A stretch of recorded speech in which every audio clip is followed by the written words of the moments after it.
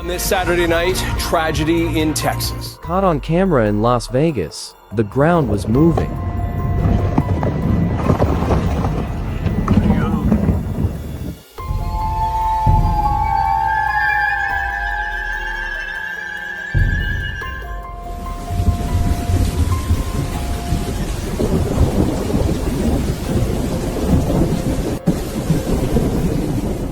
¿Qué fue lo que acaba de ocurrir en Estados Unidos que dejó al mundo entero en shock? Lo que estás a punto de ver no es un simple desastre natural, es un posible aviso divino, una señal que millones ya relacionan con las palabras de Jesús sobre su regreso. Durante la noche del sábado, una catástrofe golpeó territorio texano. En Las Vegas, las lentes captaron cómo el piso se desplazaba bajo las personas. Acaba de desencadenarse algo demoledor en las entrañas de América. Esta nación, admirada durante décadas como el símbolo resplandeciente de autonomía y veracidad, ahora debe enfrentar verdades crudas acerca de un tejido social que batalla por no desintegrarse. Los pilares sobre los cuales se edificó esta colectividad se agrietan violentamente, abriendo cicatrices hondas no únicamente en los poblados tocados, sino en la esencia misma del alma nacional. A lo largo de las recientes 48 horas, mientras los encabezados saturaban monitores, exhibiendo saludos protocolarios, rostros sonrientes diseñados para cámaras o informes climatológicos sobre nevadas, algo sustancialmente más grave empezaba a formarse en las tierras de Salt Lake City. Un fenómeno colosal que no nació exclusivamente de existencias quebrantadas, sino de una realidad que literalmente se fragmentó delante de nuestras pupilas. No fue una desintegración azarosa ni casual. Representaron las alertas que Jesús marcó hace más de 20 siglos manifestándose en nuestro presente. No hablamos de una calamidad solitaria. Confrontamos algo intensamente profético. Es la voluntad celestial quien saturó las profundidades terrestres con estos componentes aterradores que rasgan y aniquilan su armazón. Observando superficialmente, las confrontaciones globales contemporáneas aparentan ser simplemente estrategias geopolíticas habituales. Pero al examinarlas mediante la óptica de los vaticinios bíblicos, la atmósfera entera se transforma radicalmente. Lo que aparentaba ser exclusivamente político muta en algo intensamente espiritual. Lo que lucía accidental comienza a revelarse claramente orquestado. Y súbitamente comprendemos que probablemente nos encontramos situados precisamente dentro de uno de los períodos más trascendentes que nuestra generación haya atravesado en toda su existencia. No presenciamos meramente conflictos fragmentados o fricciones diplomáticas transitorias. Lo que se despliega ante nosotros reproduce esquemas milenarios. Figuras que fueron narradas inicialmente en textos sagrados ahora cobran materialidad en nuestro tiempo presente. Aquí yace el elemento crítico que la gran mayoría está dejando escapar. Los indicadores que señalan hacia el retorno de Jesús ya dejaron de ser contornos lejanos en la lejanía. Se convierten en realidades sólidas y palpables, sucesos perfectamente perceptibles para quien posea la mirada agudizada por el entendimiento espiritual. Los escritos sagrados jamás retratan el período final como algo difuso o impreciso. Comunican mediante indicadores exactos, marcas inequívocas, y justamente ahora esos indicadores confluyen con una velocidad que resulta absolutamente inédita. Jesús proclamó en Mateo capítulo 24, versículo 35, que aunque los cielos y la superficie terrestre puedan evaporarse, sus declaraciones permanecerán eternamente inalterables. Esto implica que los indicadores que él detalló no representaban simples probabilidades hipotéticas, constituían verdades absolutas, acontecimientos ineludibles que se manifestarían exactamente según fueron vaticinados. Uno de los indicios primordiales que él proporcionó fue la enseñanza de la higuera, una representación aparentemente elemental, pero cargada con centurias completas de interpretación profética. Dentro del pensamiento hebreo, la higuera representaba a Israel, enraizado, conservado, nutrido por la divinidad misma. Por tanto, cuando Jesús la señaló, no brindaba una mera metáfora literaria. Estaba revelando un cifrado profético. Cuando Israel retornara a la existencia tras haber sido esparcido entre territorios extranjeros, el cronómetro profético iniciaría su marcha, e Israel genuinamente regresó, contradiciendo toda lógica histórica concebible. Tras aproximadamente 2 milenios vagando en destierro, una nación brotó nuevamente, un lenguaje fue resucitado, una herencia cultural restaurada, un pueblo congregado otra vez. Ese instante, vaticinado por Isaías, constituyó el primer gran indicador, una marca perceptible destinada a despertar a un planeta adormecido. Sin embargo, aquello fue únicamente el preludio. Esta obsesión planetaria no representa una casualidad fortuita, es confluencia profética, y dicha confluencia, por más espectacular que luzca, continúa siendo únicamente el indicador inicial. Porque mientras Israel permanece en su posición profética designada,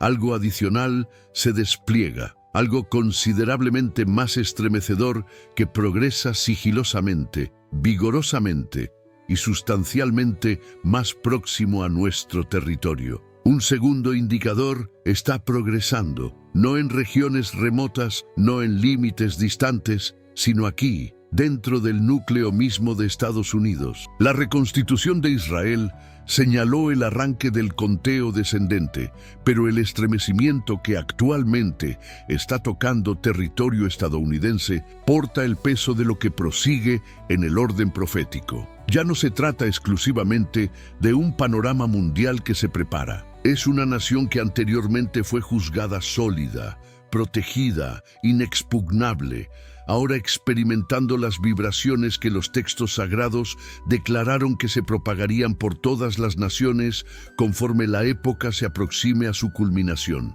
Y este segundo indicador no es avance tecnológico, no es turbulencia política, no es fragmentación cultural, aunque todos estos componentes participan. Es algo más hondo, más perturbador y muchísimo más significativo espiritualmente. Es la clase de indicador que compele a una nación completa a examinar su interior, la clase que revela grietas largamente desatendidas, la clase que no brota de conflictos foráneos, sino desde el interior de sus propios límites territoriales. Y lo que recién aconteció en América podría perfectamente ser la manifestación más nítida de este segundo indicador que hayamos presenciado hasta el momento. Antes de sumergirnos en los pormenores que comunican por cuenta propia, necesitas captar el peso absoluto de este instante. Si el primer indicador fue el brote de la higuera, la congregación de Israel, la convulsión de Jerusalén, entonces el segundo indicador es el impacto que actualmente atraviesa nuestro propio suelo. Un indicador que no comunica comienzos, sino velocidad creciente. No de vaticinio remoto, sino de circunstancia actual. No de alguna otra ubicación, sino de este preciso lugar. Y cuando observes lo que se ha manifestado, captarás por qué tantos han empezado a murmurar la misma interrogante. ¿Acaba de irrumpir el segundo marcador profético en suelo estadounidense? Lo que brotó en Utah no concordaba con el esquema habitual de acontecimientos. No fue otra disputa estridente en un monitor ni una oleada adicional de desconcierto cultural. Fue algo que no podías meramente desestimar deslizando tu dedo, una interrupción que se impuso en el plano físico y tangible. Las personas lo percibieron antes de poder asimilarlo, un instante en que la tranquilidad se quebró abruptamente. cuando el pulso ordinario de una jornada invernal fue perforado por algo vaticinado desde épocas remotas. Y mientras los informes comenzaban a gotear, esparcidos, dubitativos, casi titubeantes, podías detectar una corriente más honda circulando por debajo de todo. No únicamente temor, sino identificación, como si el suceso mismo transportara un murmullo entretejido a través de él, una remembranza de expresiones pronunciadas mucho antes de que nuestra nación tan siquiera existiera. Cristo alertó que en la etapa conclusiva, las sacudidas del engaño finalmente colisionarían con las sacudidas de la creación misma. Mateo capítulo 24 comunica sobre indicios que perturbarían tanto la psique como el piso bajo nuestras plantas. Lucas capítulo 21 alerta que el planeta respondería de maneras que forzarían a la humanidad a elevar su vista en lugar de desviarla. Por esa razón, el instante que recién ocurrió en Estados Unidos durante estos últimos 2 días posee tal relevancia. No porque haya sido estrepitoso, sino porque fue exacto. No porque haya sido sensacionalista, sino porque se sincronizó silenciosamente, perturbadoramente, con la secuencia que los textos sagrados dispusieron frente a nosotros. Un planeta que pierde su dominio sobre la veracidad y posteriormente una convulsión que nos recuerda que el entramado de la realidad es considerablemente más endeble de lo que suponemos. Isaías anticipó una jornada en que el Todopoderoso se alzaría para sacudir lo que se había tornado insensibilizado. Pablo habló de un espejismo que se propagaría hasta que incluso lo evidente se tornara confuso. Cuando esas dos corrientes convergen, veracidad distorsionada y creación alterada, los sucesos comienzan a percibirse menos accidentales y más consecuentes. Y Estados Unidos recién experimentó uno de esos instantes. No el cuadro íntegro, aún no, pero lo suficiente para agitar la atmósfera. Lo suficiente para insinuar que algo más monumental está mutando silenciosamente, persistentemente y ahora innegablemente próximo. Lo que aconteció allá merece ser observado con nitidez absoluta. Permíteme conducirte a través de lo que recién se materializó. Cuando observes los pormenores, captarás por qué tantos lo denominan un indicio que ya no podemos continuar desestimando. Visualiza Salt Lake City en la quietud silenciosa del amanecer, antes de que la mayoría de las residencias despertaran, antes de que las vías de circulación se congestionaran. La cordillera Wasatch permanecía como un contorno oscurecido, resguardando el valle. Algunas almas desasosegadas deambulaban exteriormente, incapaces de explicar por qué se percibían intranquilas, como si algo imperceptible rozara el límite mismo de la percepción humana, y posteriormente, sin presagio, sin vibración previa, ni señal de alerta, aconteció. Esta ocasión no fue un ruido, no fue un destello celestial, sino que las aguas próximas al gran lago salado, aguas que habían permanecido inalteradas durante generaciones completas, se metamorfosearon. Los presentes relatan que no meramente modificaron su tonalidad o consistencia, fue como si la naturaleza misma del lago se transformara ante sus propias pupilas. Un fulgor emergió desde las profundidades, discreto inicialmente, posteriormente extrañamente viviente. El destello se propagó a lo largo de la ribera como un manto móvil, paralizando súbitamente a pescadores, viajeros madrugadores y personal de respuesta inmediata. Algunos retrocedieron atemorizados, otros avanzaron más,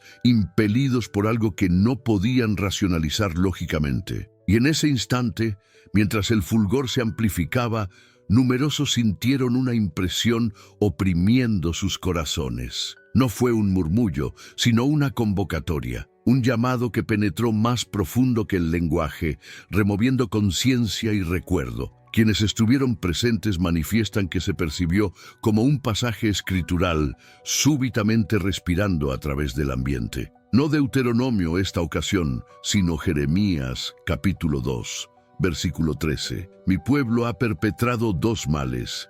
me han abandonado, la fuente de aguas vivientes, una advertencia envuelta dentro de una representación de agua transformando su forma, un llamamiento para recordar la fuente que habían desertado. Conforme la luminosidad ascendía y ondulaba, algunos cayeron de rodillas sin comprender por qué. Otros huyeron, creyendo que la costa estaba a punto de resquebrajarse. Equipos de emergencia arribaron, inciertos si enfrentaban contaminación, reacción química o algo sustancialmente más allá de explicación humana. Pero lo que estremeció más a las personas no fue el resplandor mismo, fue lo que parecía revelar. Un habitante de larga data declaró que la luminosidad se sintió como si escrutara su espíritu, exponiendo compromisos olvidados y convicciones largamente desatendidas. Una mujer joven, aguardando transporte público, testificó que percibió un peso sobre su pecho, no temor, sino convicción, forzándola a confrontar elecciones que había justificado durante años. Otro anciano que había residido cerca del lago desde la infancia manifestó que el fulgor se percibió más antiguo que la cuenca del lago Salado misma, más antiguo que las montañas, casi como el instante en Génesis cuando la divinidad pronunció luz hacia la existencia. Los escritos sagrados describen tales instantes. Habacuc, capítulo 3, versículo 4, comunica sobre una radiancia ocultando poder dentro de sí, luminosidad que revela lo encubierto. Esa fue la atmósfera a lo largo del borde lacustre. No caos, sino revelación, no pánico, sino exposición. Y mientras las personas permanecían congeladas ante el agua transformándose, la verdad más profunda se posó sobre ellas. La luz divina no arriba meramente para asombrar, arriba para cribar, para convocar, para despertar. Salt Lake City percibió exactamente eso, un instante cuando el cielo presionó lo suficientemente cerca para escrutar cada lugar oculto, llamando corazones a retornar antes de que algo superior se despliegue. Y ahora, mientras el fulgor se desvanece pero las interrogantes persisten a través del valle, un pensamiento quieto y obsesionante surge en cada conversación. Si las aguas han mutado para exponer el corazón, ¿qué vendrá posteriormente? Permíteme ahora conducirte más hondo dentro de lo que se desplegó a lo largo del frente Wasatch esta madrugada. Cuando las aguas próximas al gran lago Salado se transformaron y esa radiancia inquietante brotó desde bajo la superficie, no fue una maravilla aislada. Fue parte de un esquema, uno sobre el cual las escrituras han susurrado mucho antes de que nuestra generación existiera jamás. En Salmo 114, versículo 7, se instruye a la tierra a temblar ante la presencia del Todopoderoso, no por terror, sino por identificación, porque cuando la divinidad se aproxima, incluso la creación reacciona, y eso es precisamente lo que aconteció a través del centro de Salt Lake City. Conforme el fulgor sobre el lago se intensificaba, informes comenzaron a inundar desde otra ubicación, Temple Square. Allá, apenas minutos después de que el fenómeno iniciara, fracturas capilares aparecieron a lo largo del pavimento y senderos de piedra, delgadas inicialmente, posteriormente ensanchándose con una lentitud perturbadora y precisa. No daño caótico, no actividad sísmica aleatoria, sino grietas que parecían seguir una línea invisible, casi como si algo bajo la superficie estuviera empujando hacia arriba. Residentes que lo presenciaron manifestaron que el piso se percibió vivo, como si respondiera a la misma presión espiritual que brotó del agua resplandeciente. Un anciano que había estado caminando cerca del salón de asambleas declaró que percibió un peso, gentil pero innegable, como si la tierra misma estuviera escuchando. Y aquí, amigo mío, es donde la conexión se profundiza. Apocalipsis capítulo 8,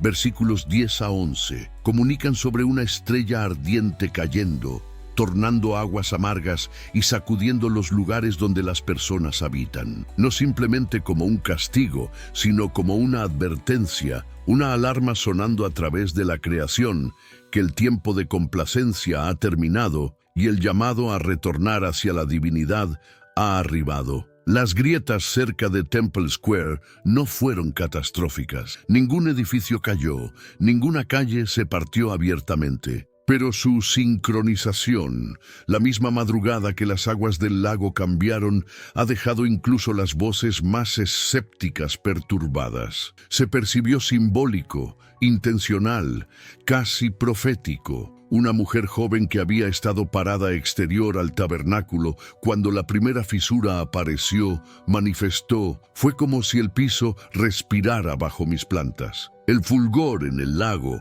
estaba llamando mi atención exteriormente, pero las grietas aquí estaban llamando mi atención interiormente. Otro testigo, un oficial de policía ayudando a guiar multitudes tempranas lejos de las fracturas desarrollándose, admitió que percibió algo que jamás había sentido en sus años de servicio. Una sensación de que esto no era simplemente un evento natural. Se percibió como un mensaje y de alguna manera todos éramos parte de él. Percibes la precisión de este instante. El agua se transforma, el piso se abre y las personas tiemblan bajo una presencia que no pueden explicar. No caos, no destrucción, sino revelación. Un espejo de las mismas advertencias en Apocalipsis 8, donde agua, tierra y conciencia humana colisionan bajo el peso de intervención divina. Y sin embargo, todo lo que aconteció hoy se percibe como únicamente el primer movimiento de algo más monumental, algo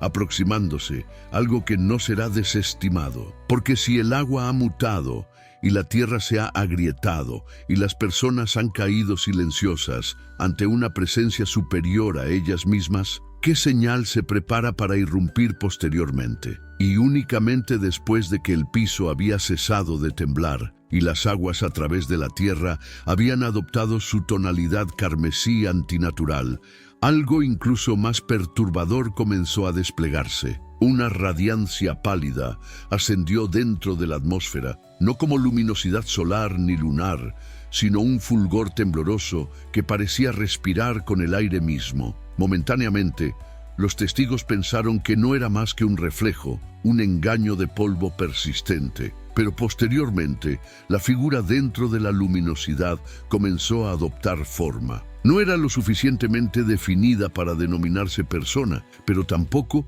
lo suficientemente vaga para descartarse como neblina. Una silueta suspendida, inmóvil, sobre el horizonte, como observando al planeta reconciliarse con lo que ya había iniciado. Algunos cayeron de rodillas, otros miraron fijamente en silencio, incapaces de explicar lo que sus ojos rehusaban negar. Esta no era iluminación ordinaria. Arribó sin anuncio, sin patrón, sin advertencia, apareciendo precisamente después de los dos indicios que ya habían sacudido la nación. Y en esa luz extraña y temblorosa, numerosos percibieron el peso de una verdad antigua, resonando a través de sus espíritus. Cuando la creación convulsiona, raramente lo hace solitaria. Algo o alguien siempre está parado detrás del velo. Mientras la radiancia sobre el gran lago salado continuaba pulsando contra el cielo nocturno, mucho después de que las multitudes habían sido desplazadas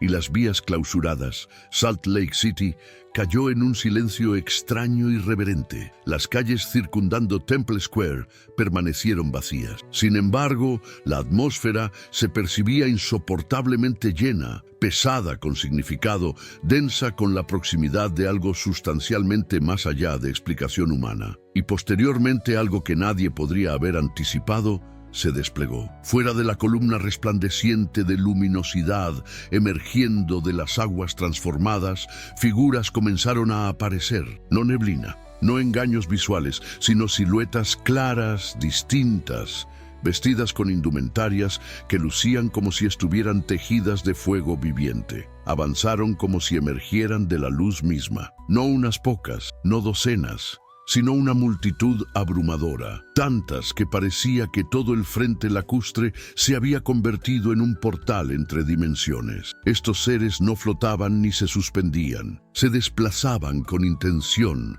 atravesando las calles silenciosas cerca de Temple Square, moviéndose a través de los ecos tenues donde personas habían permanecido antes de la evacuación. Fue como si la ciudad aún conservara la impronta de temor humano, culpa humana, anhelo humano, y los ángeles tocaban esas improntas como si tocaran los corazones mismos. Las escrituras respiraron su confirmación desde la distancia. Luminosidad resplandece sobre el sendero de los rectos. Salmo 97, versículo 11. Y ahora, la luz no solamente había brillado, caminaba. Algunos de los seres se inclinaron junto a las grietas de pavimento que habían abierto anteriormente, posando sus manos sobre las piedras como si ministraran a la tierra misma. Otros hicieron pausa junto a barricadas metálicas donde ciudadanos temblorosos se habían reclinado apenas minutos antes. Otros más tocaron el aire mismo, presionando sus palmas hacia adelante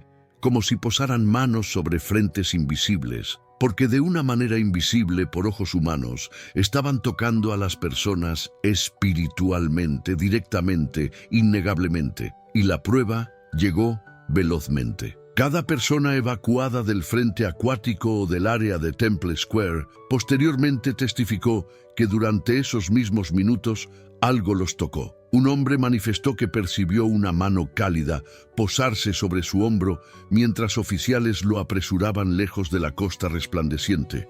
No una mano que quemaba, sino una mano que purificaba. Declaró que visualizó su existencia destellar ante él. Cada compromiso, cada transgresión oculta, y posteriormente escuchó una voz resonando dentro de él, portada sobre el rumor distante aún ascendiendo del lago. Fuiste perdonado por misericordia. No desperdicies lo que permanece. Retorna hacia mí.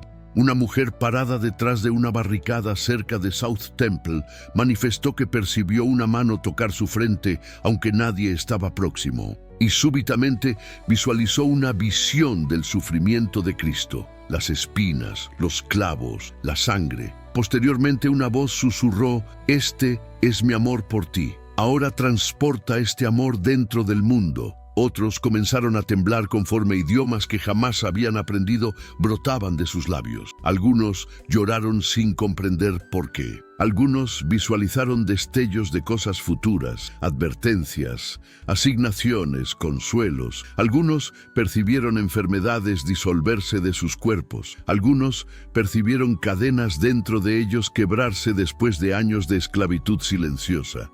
Y posteriormente, trágicamente, algunos resistieron, incluso tocados por el cielo, incluso removidos por una luminosidad que ningún instrumento humano podría explicar. Un número endureció sus corazones, volteándose inalterados. Amigo mío, esto es lo que acontece cuando la divinidad atraviesa el velo. Avivamiento para los humildes, despertar para los buscadores y juicio para los inflexibles. Existencias remodeladas, corazones perforados, eternidad transformándose en tiempo real sobre una ciudad que jamás anticipó ser el escenario de tal instante. Bendito sea el Todopoderoso. Existen algunos que estarán seguros e intactos mientras el armazón de la naturaleza se disuelve alrededor de ellos. Esas almas dichosas que eligen al Todopoderoso como su porción y a Jesús como su Salvador. Y quienes en este planeta tambaleante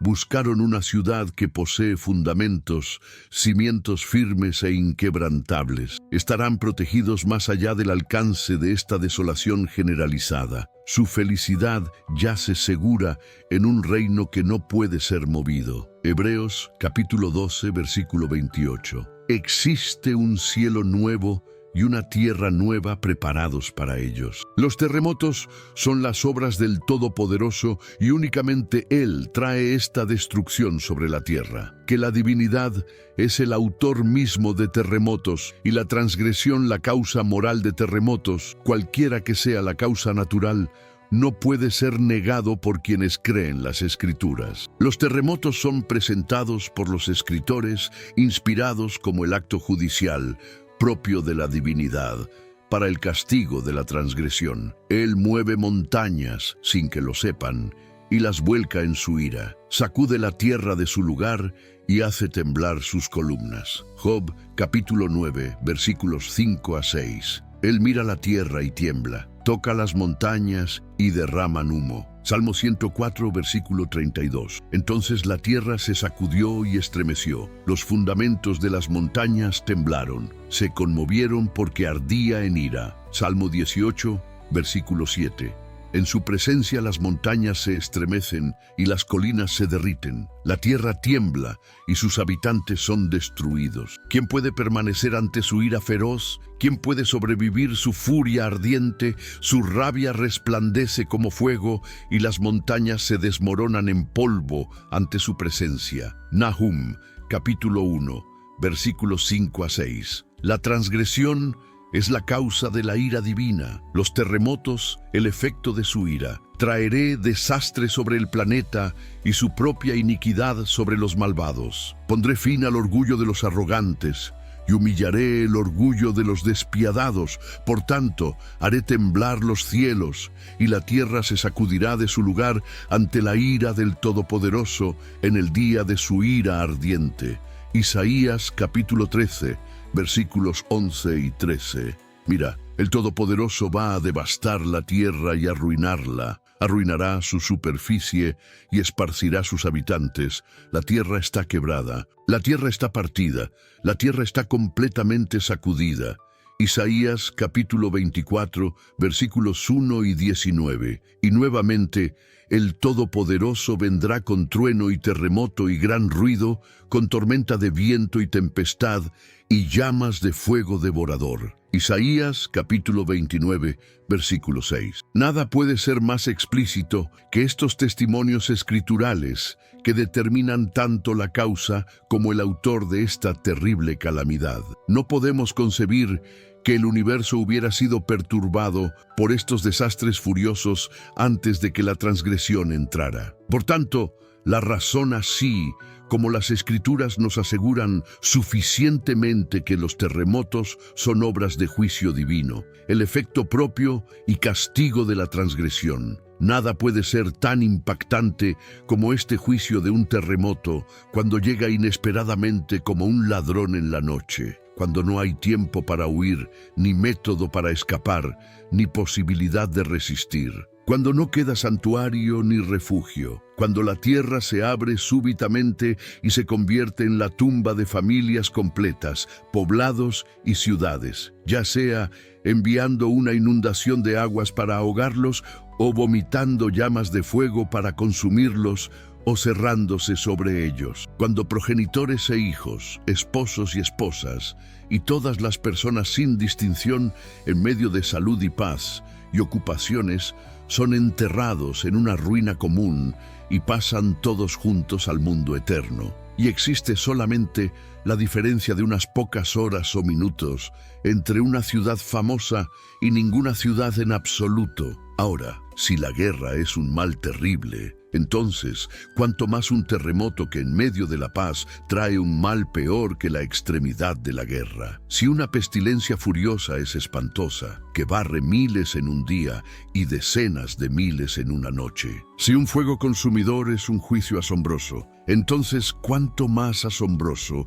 es un terremoto mediante el cual casas y habitantes, poblados y ciudades y territorios son todos destruidos de un golpe en pocos minutos. Para un hombre sentir la tierra que cuelga sobre nada como alguna pelota vasta en medio de un aire delgado. La historia nos informa de los efectos temibles de terremotos en todas las épocas, donde puedes visualizar rocas desgarradas en pedazos, montañas no solamente derribadas, sino removidas, colinas elevadas, no de valles solamente, sino de mares, fuegos irrumpiendo de aguas, piedras y cenizas expulsadas, ríos transformados, mares desplazados, tierra abriéndose, poblados tragados. Muchos eventos horribles semejantes. De todos los juicios divinos, no existe ninguno más horrible, más ineludible que un terremoto. Porque ¿dónde podemos pensar escapar del peligro? Si la cosa más sólida en todo el mundo se sacude, con qué horror quedan los hombres golpeados cuando escuchan la tierra gemir y la sienten temblando bajo ellos, cuando las casas se sueltan de sus fundamentos, cuando los techos caen sobre sus cabezas y el pavimento se hunde bajo sus pies. En otras calamidades existe alguna forma de escapar, pero un terremoto encierra lo que derroca y hace guerra con provincias completas y a veces no deja nada detrás para informar a la posteridad de sus ultrajes. Más insolente que el fuego que respeta rocas, más cruel que el conquistador que deja murallas, más codicioso que el mar que vomita naufragios. El terremoto traga y devora todo lo que derroca. Por tanto, teme a la divinidad, incluso esa deidad que puede en un momento arrojar tanto cuerpo como alma al infierno. Cuando la divinidad hace temblar las montañas y sacude la tierra, ¿no deberían moverse nuestros corazones? ¿No deberías temerme?, declara el Todopoderoso.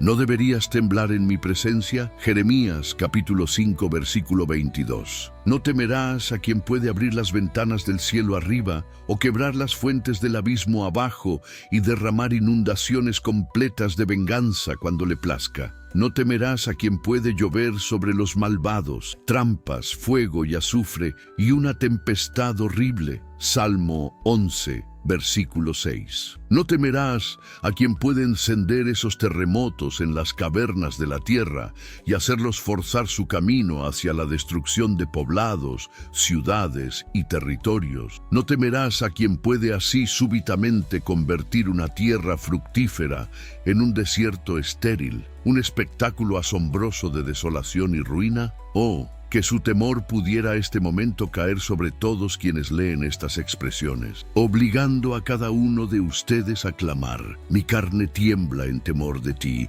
y tengo miedo de tus juicios. Salmo 119, versículo 120. Oh, que todos pudieran visualizar que su mano está ahora levantada como en acto de golpear. Está extendida todavía y sacude su vara sobre una tierra culpable, un pueblo preparado para destrucción. La divinidad jamás carecerá de formas y medios para castigar transgresores impenitentes. Posee 1000 otros juicios en reserva. Y si la tierra no abriera su boca todavía, ustedes seguramente al final serán tragados en el pozo sin fondo del infierno. Verdaderamente, es una cosa aterradora caer en las manos del Todopoderoso viviente. Hebreos capítulo 10, versículo 31. Si la tierra justo ahora fuera a abrir su boca y tragarte, ¿qué sería de ti? ¿Dónde estarías? Aquellos que huyen aterrorizados caerán en una trampa, y quienes escapen la trampa pisarán un lazo. Destrucción cae sobre ti desde los cielos, la tierra es sacudida bajo ti,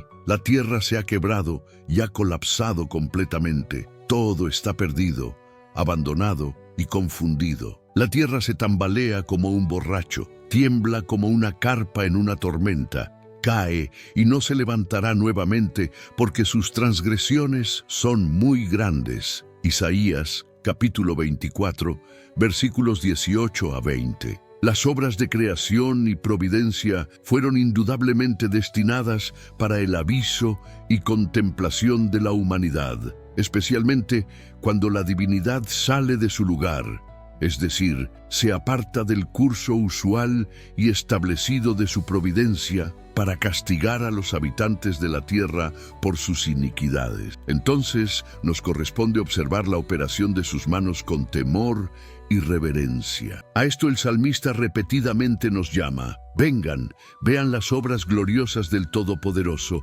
vean cómo trae destrucción sobre la tierra. Salmo 46, versículo 8. Vengan y vean lo que la divinidad ha hecho, cuán asombrosas sus obras a favor del hombre. Salmo 66, versículo 5. Para asistirte en esto, devotaré gustosamente 1 hora hoy.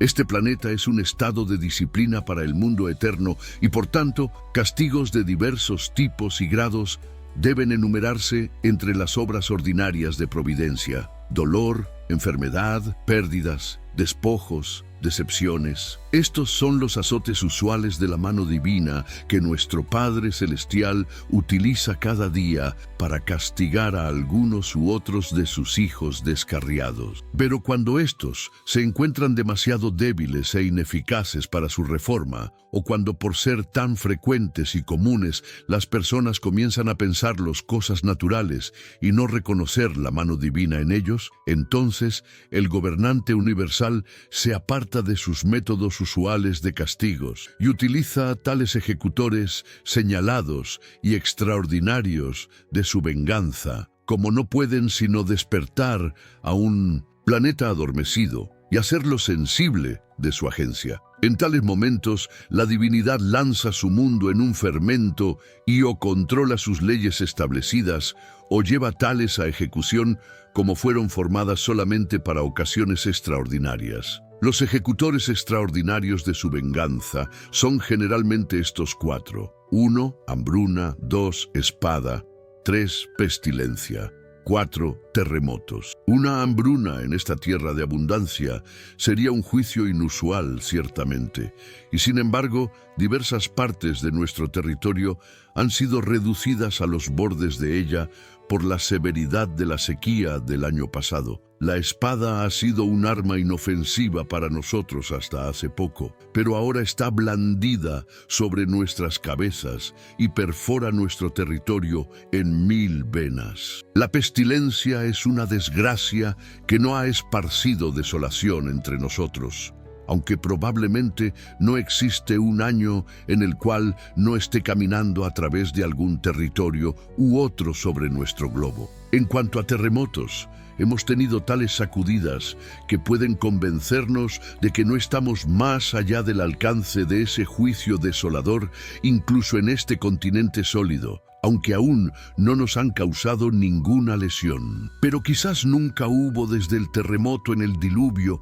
que quebró las fuentes del gran abismo una desolación tan extensa de este tipo como ha acontecido recientemente en Europa y África. Y aunque bendito sea la divinidad, no nos afectó inmediatamente. Sin embargo, la fama misma de un juicio tan espantoso debería ser mejorada para nuestra ventaja. A este evento puedo acomodar las expresiones de mi texto. Aquellos de ustedes que han leído los periódicos públicos no necesitan ser informados de ese terremoto que se esparció ampliamente, que comenzó el 1 de noviembre, y desde entonces ha sido sentido en diferentes momentos a través de la mayoría de partes de Europa. Para el bien de aquellos que solamente han tenido algunos indicios imperfectos de él, daría esta breve historia, aunque mucho daño no ha sido hecho en esas partes. Sin embargo, una advertencia fuerte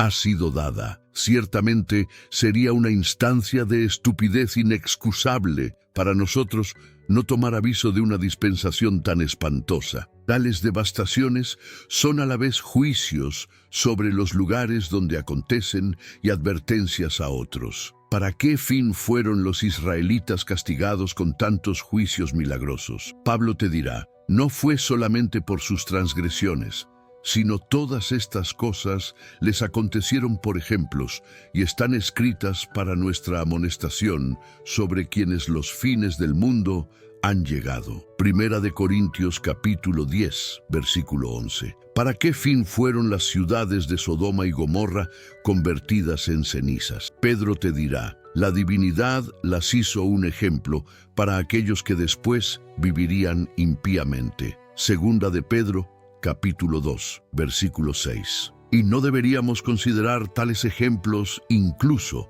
en nuestra propia época. Perecerán otros para nuestra amonestación, y no recibiremos provecho por su destrucción. Esto sería estúpido e inexcusable, ciertamente. Por tanto, mi designio presente es dirigirte a tales meditaciones como este evento alarmante naturalmente sugiere y que pueden ser suficientes para el mejoramiento correcto de él. Pero antes de entrar en este designio, inculcaría una vez más sobre ti una doctrina que he probado frecuentemente en tu audiencia, y esa es que este planeta es un territorio pequeño de Jehová bajo la administración de su providencia, y particularmente que todas las bendiciones de existencia son los regalos de su generosidad, y todas sus calamidades son los castigos o juicios de su mano. Esto quisiera que aplicaras al evento ahora bajo consideración. Existe un conjunto de filósofos presumidos y chapuceros surgidos entre nosotros,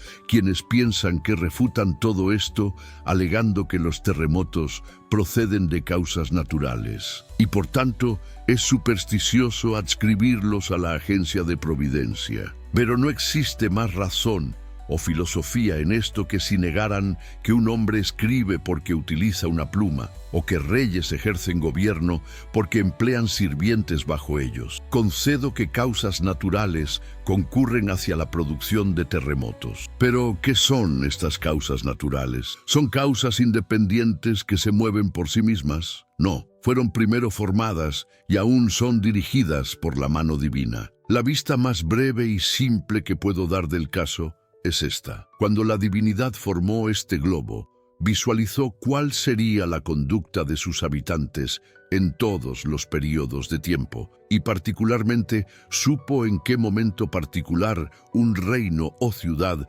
estaría maduro para sus juicios y ajustó asuntos consecuentemente. Estableció el tren de eventos con tanta exactitud que saltará justo en el momento crítico cuando todo esté maduro para ello. Y así, mediante un plan preconcertado, responde todas las exigencias ocasionales del mundo y se ajusta a casos particulares sin una obra milagrosa y directa de su propia mano. O quizás a veces puede pensar necesario trabajar con su propia mano inmediata y suspender o contrarrestar las leyes usuales y establecidas de creación para que su interferencia sea más conspicua. Que esta verdad, entonces, amigos míos, sea colocada profundo en sus mentes como fundamento que los terremotos son los efectos de providencia divina y producidos para responder a algunos de sus fines importantes en el mundo. Y de aquí procedo naturalmente, según promesa, a dirigirte a tales meditaciones como son apropiadas para este evento impactante. Ahora puedes de aquí tomar ocasión para reflexionar sobre la majestad y poder divino, lo espantoso de la ira divina, la pecaminosidad de nuestro planeta, la bondad distinguida de providencia hacia nosotros, la destrucción de este globo en el juicio final. Primero, que el fenómeno majestuoso y terrible de terremotos te ponga en mente de la majestad y poder divino y lo espantoso de su disgusto. Puede lanzar y convulsionar este globo enorme y sacudir sus fundamentos hasta el centro, continentes temblorosos, montañas ardiendo o hundiéndose, abismos amplios bostezando en tierra sólida, explosiones de minas subterráneas suficientes para hacer trizas.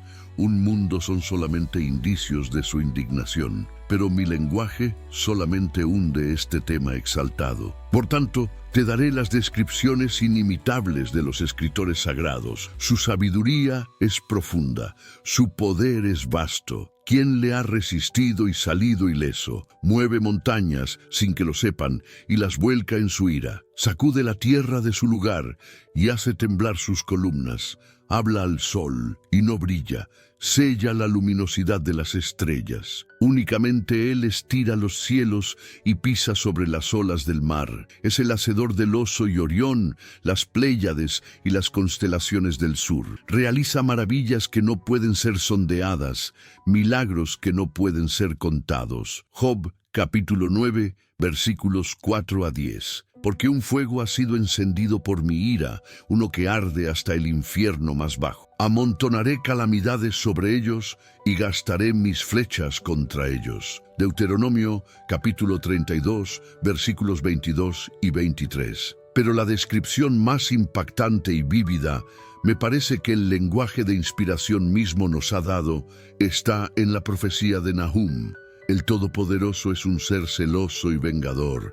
El Todopoderoso toma venganza y está lleno de ira. El Todopoderoso toma venganza sobre sus enemigos y mantiene su ira contra sus adversarios. El Todopoderoso es lento para la ira y grande en poder. El Todopoderoso no dejará al culpable sin castigo. Su camino está en el torbellino y la tormenta, y nubes son el polvo de sus pies. Las montañas tiemblan ante él, y las colinas se derriten. La tierra tiembla en su presencia, el mundo y todos quienes viven en él. ¿Quién puede resistir su indignación? ¿Quién puede soportar su ira feroz? Su ira es derramada como fuego. Las rocas son destrozadas ante él. Nahum, capítulo 1, versículos 2 a 6. ¿Y este es el ser en quien tampoco se piensa en nuestro mundo? ¿Es este aquel cuyo nombre pasa por la bagatela más ligera, cuya palabra apenas puede captar la atención de los hombres, cuya autoridad es ridiculizada, cuya ira es despreciada, cuyas leyes son audazmente violadas, cuyas amenazas son menospreciadas? ¿Es este aquel quien es cumplimentado con formalidades vacías y sin espíritu bajo, el nombre de religión? ¿O es este aquel a quien estamos reunidos este día para adorar? ¿Qué? ¿Y no habrá más atención y solemnidad entre nosotros? ¿Puede algo ser más antinatural, más impío o más impactante? Ciertamente, Señor, me golpea con horror pensar cuán despectivamente este ser glorioso, todopoderoso y asombroso es tratado en nuestro mundo. Los ángeles no lo tratan así. No, incluso demonios en la altura de su malicia no se atreven a juguetear así con él. Tiemblan ante su nombre mismo. Oh, ¿por qué el hombre malvado ultraja a la divinidad? ¿Por qué se dice a sí mismo, no me llamará a cuentas? Salmo 10, versículo 13. Mira, aquí está tu antagonista. Su sabiduría es profunda, su poder es vasto. ¿Quién le ha resistido y salido ileso? Job, capítulo 9, versículo 4. Esta tierra es como nada en sus manos. Seguramente las naciones son como una gota en un balde. Son consideradas como polvo en las balanzas. Pesa las islas como si fueran polvo fino. Isaías capítulo 40, versículo 15. Aquel que puede sacudir este globo enorme hasta el centro. Aquel que puede enterrar ciudades orgullosas con todos sus habitantes en las entrañas de la tierra. Aquel que puede lanzar el océano en un fermento y causar que abrume la tierra culpable. Aquel que puede arrojar las montañas más altas desde sus fundamentos eternos dentro del mar, o hundirlas en los valles o estanques de agua. Aquel que ha almacenado las entrañas de la tierra como con depósitos de pólvora y puede prenderlo todo en llamas o reventarlo en 10,000 fragmentos. Aquel que puede armar a la criatura más diminuta, un mosquito o un gusano, para ser tu ejecutor, y tiene un poder absoluto sobre los elementos más poderosos e ingobernables. ¿O de qué hará de ti? Cuando te tome en mano, puedes descansar tranquilo un momento mientras tienes razón para temer que el Señor Supremo del Universo es tu adversario por tus provocaciones voluntarias. En su nombre glorioso y temible, tiene algún peso contigo. Te encomiendo a buscar su favor. Hazlo tu amigo, y no te atrevas a rebelarte contra él más. ¿Te atreves a continuar rebelde contra él o descuidado sobre complacerlo mientras caminas sobre su terreno, mientras respiras en su aire, mientras te alimentas de sus provisiones, mientras vives en sus territorios y dentro del alcance de su brazo? ¿Por qué? Puede hacer que esa tierra que contaminas con tus transgresiones abra sus mandíbulas espantosas y te trague vivo como Coré y su compañía. Números capítulo 16, versículo 32.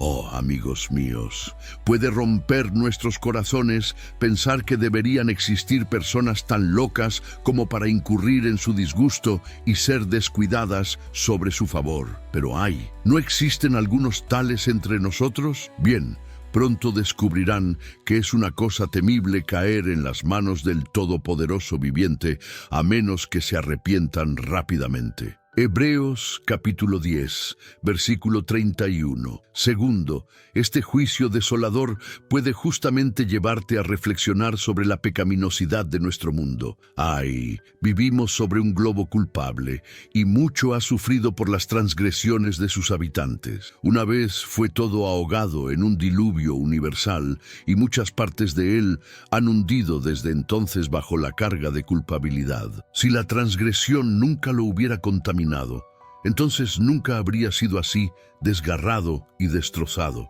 Hemos visualizado que estos juicios están a la disposición de providencia divina y estamos seguros que una providencia justa nunca los infligiría innecesariamente. Es la transgresión, amigos míos, que es la fuente de todas las calamidades que oprimen nuestro mundo de época en época. Es la transgresión que tan frecuentemente lo ha convulsionado con terremotos. Solamente observa el lenguaje de mi texto sobre este punto. La tierra es sacudida bajo ti. La tierra se ha quebrado y ha colapsado completamente. Todo está perdido, abandonado y confundido. La tierra se tambalea como un borracho, tiembla como una carpa en una tormenta, cae y no se levantará nuevamente porque sus transgresiones son muy grandes.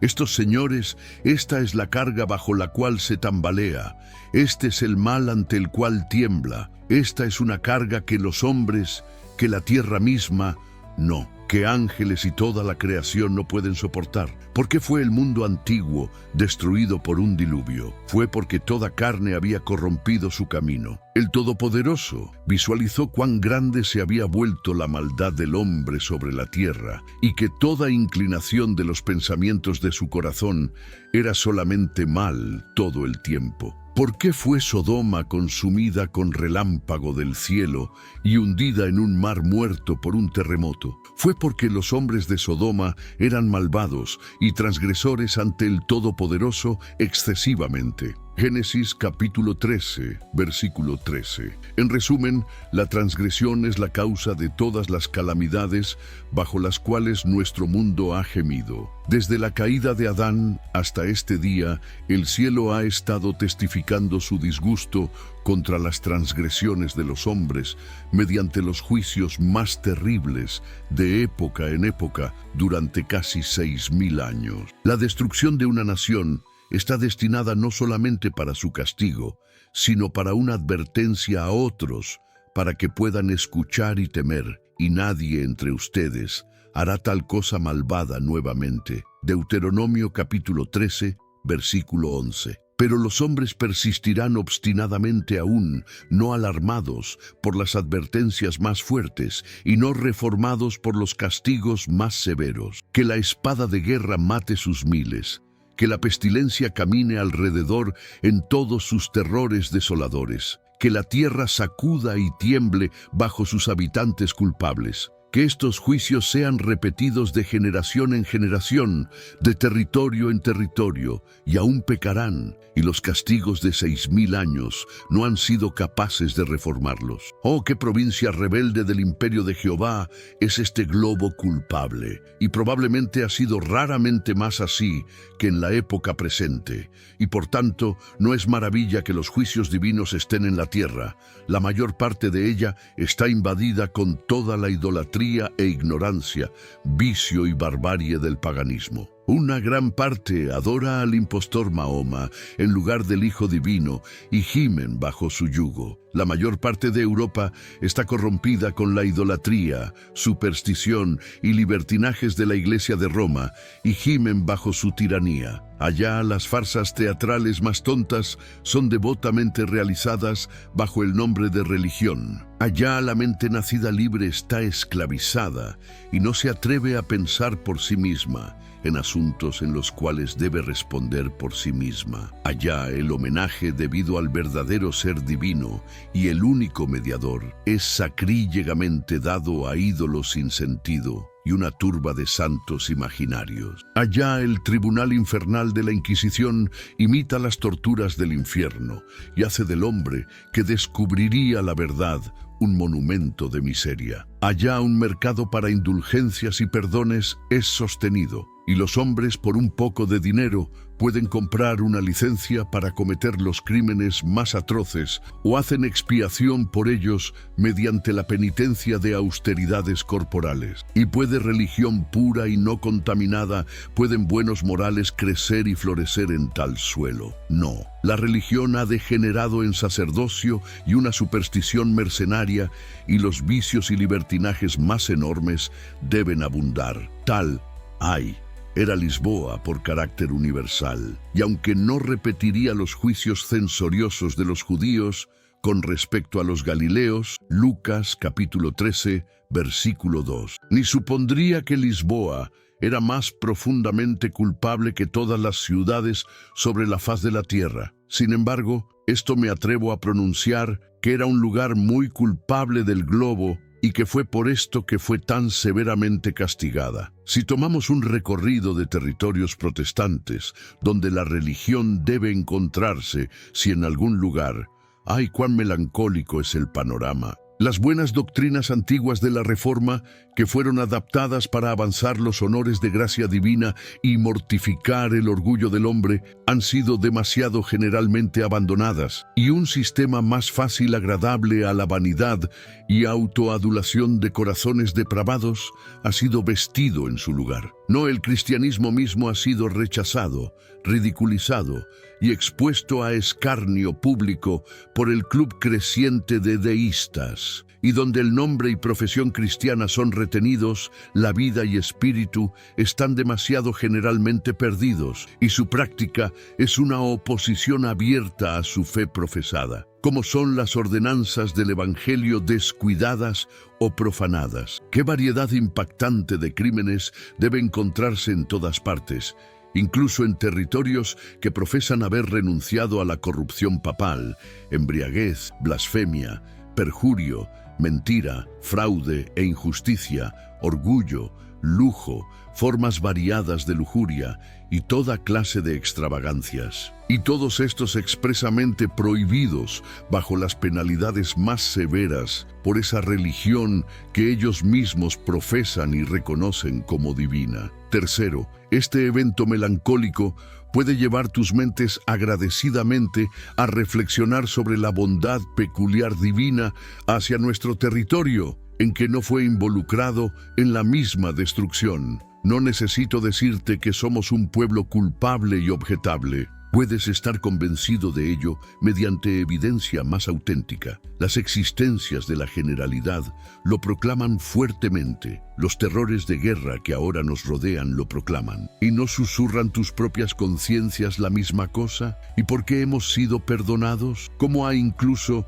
este continente sólido soportado bajo la carga de culpabilidad que lo burden?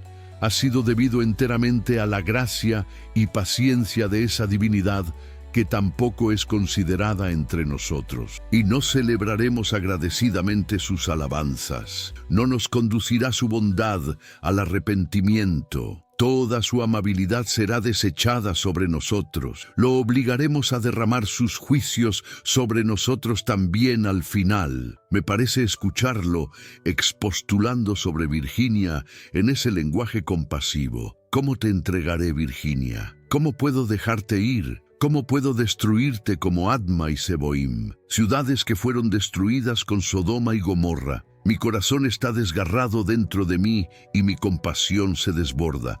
Oseas capítulo 11, versículo 8.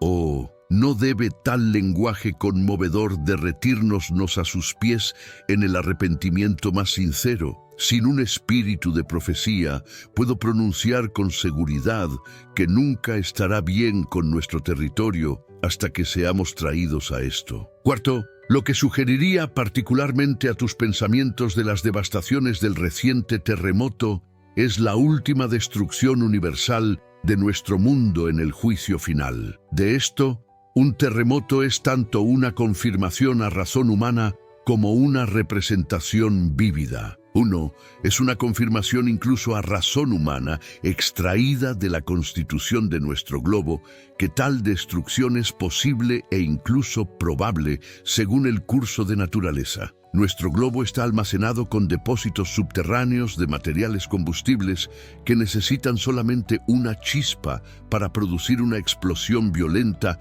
y desgarrarlo y reventarlo en pedazos. ¡Qué cantidades enormes de estas minas sulfurosas y nitrosas debe haber cuando una descarga puede esparcir un temblor sobre medio mundo, enterrar islas y ciudades y destrozar continentes ampliamente extendidos? ¿Qué almacén inagotable de fuego y azufre ha abastecido Monte Etna, Monte Vesubio y otros volcanes ardientes que han estado eructando torrentes de fuego líquido durante algunos miles de años y ahora se enfurecen tan furiosamente como siempre, que solamente los depósitos subterráneos en cada caverna y grieta del globo sean prendidos en llamas? Que el fuego central solamente se libere, que todos los materiales combustibles cerca o sobre la superficie de la Tierra sean una vez inflamados, turba, carbón, árboles, ciudades,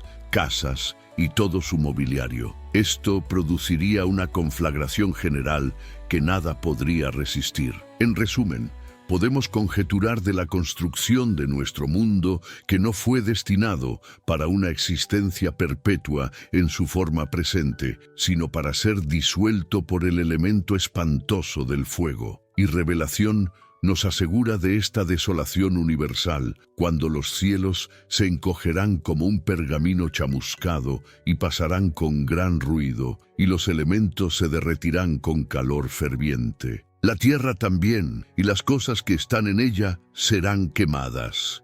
Segunda de Pedro, capítulo 3, versículo 10. Un terremoto es también una representación vívida de las ruinas universales de ese día y el horror y consternación de la humanidad. Que la imaginación forme una idea vívida de la destrucción de Lisboa. El terreno temblando y elevándose y rugiendo con truenos subterráneos, torres, palacios e iglesias tambaleándose y cayendo, las llamas irrumpiendo de las ruinas y prendiendo todo en llamas, el mar rugiendo y precipitándose sobre sus orillas con impetuosidad resistible, los habitantes corriendo de lugar en consternación salvaje, en búsqueda de seguridad, o cayendo sobre sus rodillas y rasgando el aire con sus gritos y llantos salvajes, volando a los edificios más fuertes para refugio, pero aplastados en sus ruinas, o al mar, y allá barridos por las olas,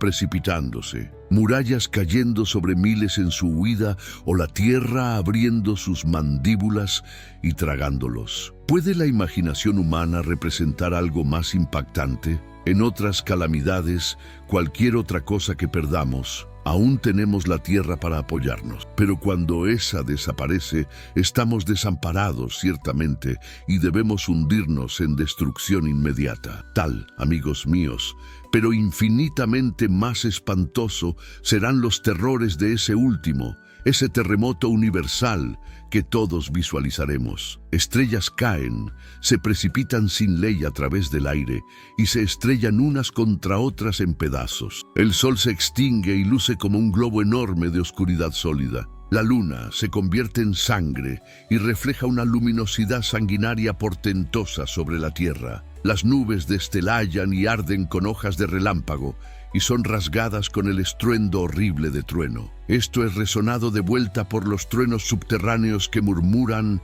retumban y rugen bajo tierra. La tierra es lanzada como una pelota y revienta como una nube desmoronándose. Visualiza los abismos bostezantes abrirse, las llamas irrumpiendo del centro y una confusión horrible de fuego y humo rodando a través del arco del cielo. Visualiza las obras de naturaleza y arte pereciendo en una ruina promiscua, montañas hundiéndose y reventando en tantos volcanes, vomitando mares de fuego líquido, rocas disolviéndose y vertiendo su masa derretida dentro de los canales de los ríos, pirámides, torres, palacios, ciudades, bosques y llanuras, ardiendo en una llama gigantesca indistinguible, los mares evaporándose y desvaneciéndose a través de la intensidad del calor. Un montón mixto y confundido de mar y tierra, inundaciones de agua y torrentes de rocas derretidas. Ahora la tierra es volcada de arriba a abajo,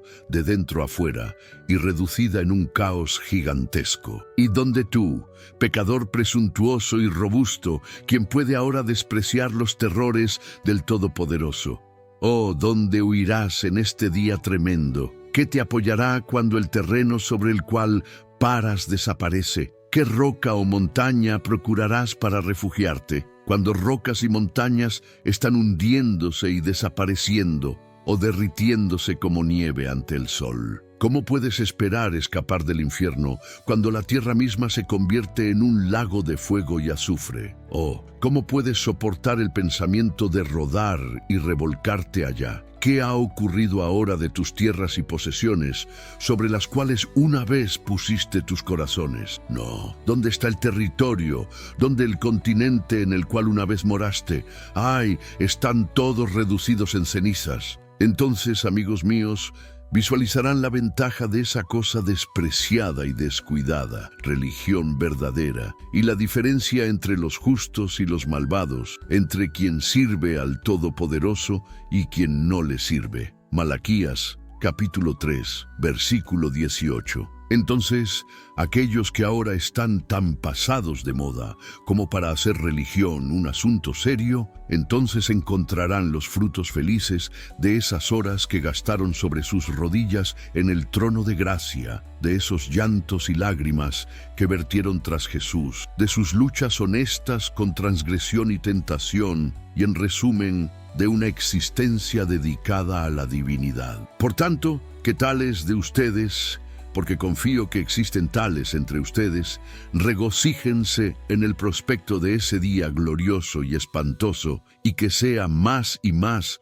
su asunto serio prepararse para él. Descansarán eternamente en un territorio que nunca será sacudido con terremotos, ni estará sujeto a ninguna de las calamidades de este estado mortal. Por tanto, puesto que esta será vuestra porción, no estéis mucho perturbados con ninguno de los juicios que puedan sobrevenir esta tierra de vuestra peregrinación y exilio. Cuanto más pronto sea destruida, más pronto llegaréis a casa, a la región de descanso eterno. Pide prestado el lenguaje del salmista triunfante, así que no temeremos. Incluso si terremotos vienen y las montañas se desmoronan dentro del mar, que los océanos rujan y espumen, que las montañas tiemblen conforme las aguas surgen. Salmo 46, versículos 2 a 3. Pero ¿dónde aparecerán los impíos y el pecador? ¿O dónde aparecerán algunos de ustedes, mi pueblo querido, en ese día espantoso? Estoy celoso sobre ustedes con un celo piadoso, y realmente tengo miedo por algunos de ustedes. No conocen en sus propias conciencias que son generalmente irreflexivos y descuidados sobre las grandes preocupaciones de su estado eterno. Sus corazones nunca han sido completamente cambiados por gracia divina, ni conocen por experiencia qué es creer, arrepentirse y amar a la divinidad con todos sus corazones. No hacen conciencia de cada deber. Quiero decir, descuidan la adoración divina en sus familias, aunque bajo las obligaciones más fuertes para realizarla, quizás de sus propios votos y promesas solemnes, se entregan en alguna transgresión conocida u otra, y si sienten algunos dolores de arrepentimiento, su arrepentimiento no resulta en reforma. Ay, amigos míos, ¿es este el carácter del alma de alguien dentro del oído de mi voz? Entonces debo decirles que si continúan tales, serán combustible para el último fuego universal y deben perecer en las ruinas del mundo que han amado también. Pero quién sabe que si comienzan inmediatamente, pueden aún tener tiempo suficiente para trabajar su salvación. Por tanto, ahora comiencen la obra. No existe seguridad excepto en Jesucristo, lejos hacia Él. Por tanto, permíteme poner la mano de violencia amistosa sobre ti y apresurarte fuera de tu condición presente, como el ángel hizo con Lot fuera de Sodoma. Arriba, sal de esta condición espantosa. porque el Todopoderoso destruirá a todos quienes continúen en ella. Escapa por tu existencia, no mires atrás. Escapa hacia Jesucristo, no sea que seas consumido. Génesis capítulo 19, versículo 14. Debo decirte francamente, estudié esta parte de mi discurso con un corazón ansioso y casi me desanimé de agregar esta exhortación a él, porque pensé, he dado tales exhortaciones una y otra vez, pero parecen generalmente en vano. Existe ciertamente un número feliz entre mis oyentes, quienes no dudo han considerado el Evangelio predicado por mis labios, pero ay, en cuanto al resto, he sido tan frecuentemente decepcionado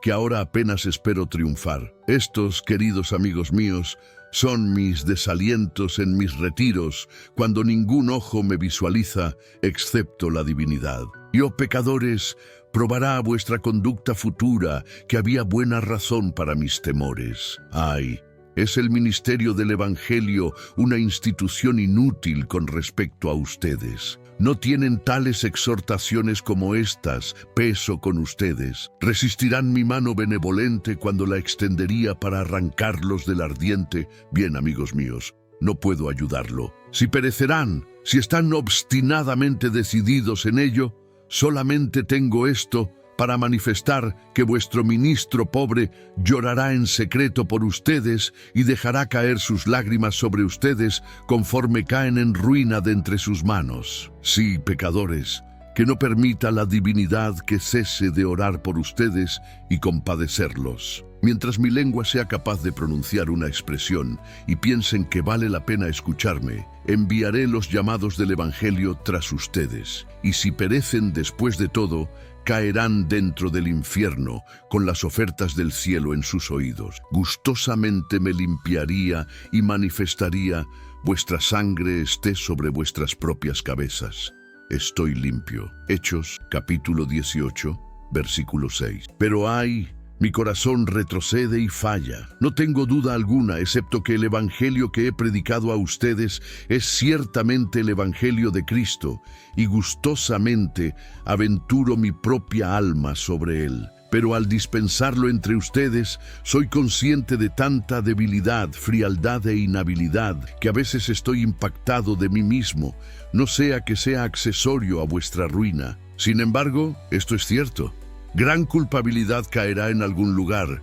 Deseo tomar mi propia porción de vergüenza y culpabilidad sobre mí mismo y humillarme por ello ante la divinidad. Y les pido, hagan lo mismo. Oh, humíllense ante la divinidad por vuestra conducta pasada y prepárense para encontrarlo en medio de un mundo ardiente. O si continúan obstinadamente impenitentes aún, prepárense para hacer vuestra defensa contra vuestro ministro pobre allá, cuando estará obligado a aparecer como un testigo veloz contra ustedes y manifestar que les advertí prepararse para este día, aunque con tantas infirmidades culpables como nada excepto vuestras misericordias pueden perdonar. Pero no consideraban mis advertencias, aunque dadas en vuestro nombre solemne y a veces reforzadas con mis propias lágrimas compasivas. Allá, Señor, en el Tribunal Supremo, prepárense para encontrarme, y allá me atrevo a apelar por la veracidad e importancia de las cosas que he inculcado sobre ustedes. Algo devastador acaba de desplegarse en el corazón de América. Una nación, alguna vez aclamada como el faro de autonomía y veracidad, ahora debe enfrentar verdades brutales sobre una sociedad batallando por mantenerse cohesionada. Los cimientos mismos de la sociedad están sacudidos, dejando cicatrices hondas no solamente en comunidades, sino en el espíritu de la nación misma. A lo largo de las pasadas 48 horas, mientras titulares saturaban pantallas con apretones de manos, sonrisas protocolarias o nieve invernal, un movimiento masivo nacido no solamente de existencias quebrantadas, sino de realidad fragmentada, comenzó a formarse en Salt Lake City. Esto no fue un colapso aleatorio, fueron las advertencias que Jesús señaló hace más de 2000 años. Fue más que un desastre singular, fue profundamente profético. Es la providencia divina quien ha impregnado las entrañas de la tierra con estos materiales espantosos que desgarran y destrozan su armazón. Es su providencia la que golpea la chispa que prende este tren terrible en llamas y causa la explosión terrible. Todo está perdido, abandonado y confundido. La tierra se tambalea como un borracho, tiembla como una carpa en una tormenta. Y la razón de todo es porque sus transgresiones son muy grandes. Y no existe seguridad en este naufragio de naturaleza. Está toda la humanidad involucrada en esta ruina general. Superficialmente, los conflictos actuales del mundo lucen como poco más que maniobras geopolíticas rutinarias. Pero visualizados a través del lente de profecía bíblica, la atmósfera cambia. Lo que aparece político se vuelve profundamente espiritual. Lo que parece coincidental comienza a lucir coordinado. Y súbitamente realizamos que podemos estar parados dentro de una de las temporadas más consecuentes que nuestra generación haya vivido jamás. No presenciamos simplemente disputas esparcidas o tensiones diplomáticas temporales. Lo que se despliega refleja patrones antiguos, sombras primero descritas en escritura, ahora tomando forma en tiempo real. Y aquí yace el punto que casi todos están perdiendo. Los indicios señalando hacia el retorno de Jesús ya no son siluetas distantes. Se materializan como realidades concretas, eventos visibles para quien tenga ojos agudizados por discernimiento. La Escritura nunca presenta la temporada final como una borrosidad. Comunica en marcadores, señales específicas. Y justo ahora, esas señales convergen con una velocidad que se percibe sin precedentes. Jesús declaró en Mateo 24:35 que cielo y tierra pueden pasar, pero sus expresiones nunca se desvanecerán, significando que los indicios que describió no eran posibilidades, eran certezas, inevitabilidades que arribarían exactamente como predicho. Uno de los indicios fundamentales que dio fue la lección de la higuera. Una representación aparentemente simple, pero una que portaba siglos de significado. En tradición hebrea, la higuera simbolizaba Israel, enraizado, preservado, cultivado por la divinidad misma. Entonces, cuando Jesús señaló hacia ella, no ofrecía una ilustración poética, desbloqueaba un código profético. Cuando Israel retornara a existencia, después de estar esparcido entre las naciones, el reloj profético comenzaría. E Israel retornó contra toda expectativa histórica. Después de casi 2000 años en exilio, una nación resucitó, un lenguaje revivió, una cultura restauró, un pueblo reagrupó. Ese momento predicho por Isaías fue el primer gran indicio, un marcador visible destinado a despertar un planeta adormecido. Pero eso fue solamente el comienzo. Esta fijación global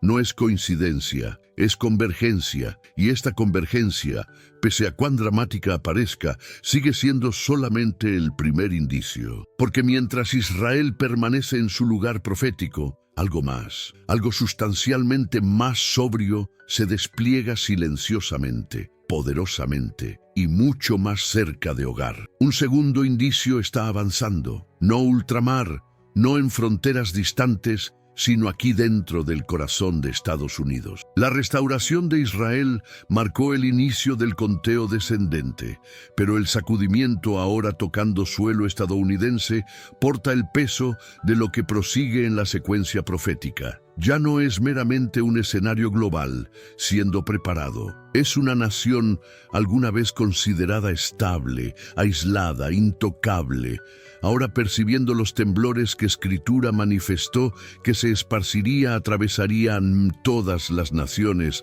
conforme la época se aproxima cerca a su final. Y este segundo indicio no es progreso tecnológico, no es inquietud política, no es división cultural, aunque todos estos participan. Es algo más hondo, más disruptivo y sustancialmente más espiritualmente significativo. Es el tipo de indicio que fuerza a una nación a mirar interiormente, el tipo que expone fracturas largamente ignoradas, el tipo que no emerge de guerras foráneas, sino desde dentro de sus propias fronteras. Y lo que acaba de acontecer en América podría muy bien ser la expresión más clara de este segundo indicio que hayamos visualizado aún. Antes de caminar dentro de los pormenores que comunican por sí mismos, necesitas reconocer el peso del instante. Si el primer indicio fue el florecimiento de la higuera, la congregación de Israel, el sacudimiento de Jerusalén, entonces el segundo indicio es el impacto ahora ondulando a través de nuestra propia tierra. Un indicio no de comienzos, sino de aceleración. No de profecía distante, sino de realidad presente, no de algún otro lugar, sino de aquí. Y cuando visualices lo que se ha desplegado, comprenderás por qué tantos han comenzado a susurrar la misma interrogante. ¿Ha irrumpido el segundo marcador profético dentro de América? Lo que surgió en Utah no encajó el patrón usual. No fue otro argumento ruidoso sobre una pantalla o una oleada fresca de confusión cultural. Fue algo que no podías desplazar más allá, una interrupción que se presionó dentro del mundo físico. Las personas lo percibieron antes de comprenderlo. Un instante cuando la quietud quebró, cuando el ritmo ordinario de un día invernal fue perforado por algo predicho, y conforme reportes gotearon, esparcidos, inciertos, casi vacilantes, podías detectar una corriente más honda corriendo debajo.